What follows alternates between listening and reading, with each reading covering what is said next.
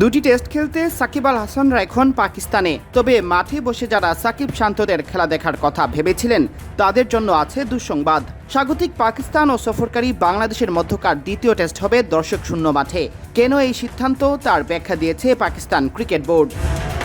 14 August প্রকাশিত এক বিজ্ঞপ্তিতে পিসিবি নিশ্চিত করেছে করাচিতে অনুষ্ঠিতব্য দ্বিতীয় টেস্টে কোনো দর্শক রাখা হবে না। এর কারণ হিসেবে উল্লেখ করা হয়েছে 2025 আইসিসি চ্যাম্পিয়ন্স ট্রফির জন্য সংস্কার কাজ চলছে করাচির ন্যাশনাল স্টেডিয়ামে। তাই পিসিবিকে নিতে হয়েছে দর্শক বন্ধের কঠিন এই সিদ্ধান্ত।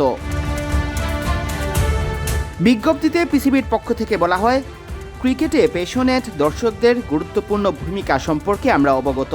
তারাই আমাদের ক্রিকেটারদের প্রেরণা যোগান।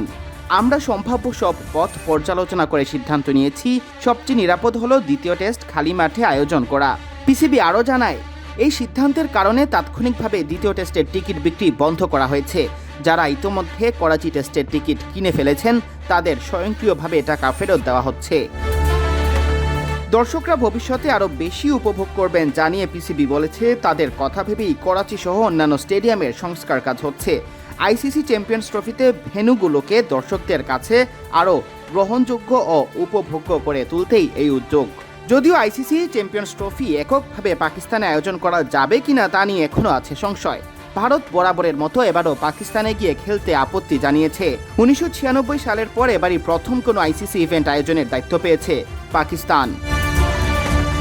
পাকিস্তান বাংলাদেশ টেস্ট সিরিজ শুরু হবে 21 আগস্ট রাওয়ালপিন্ডিতে।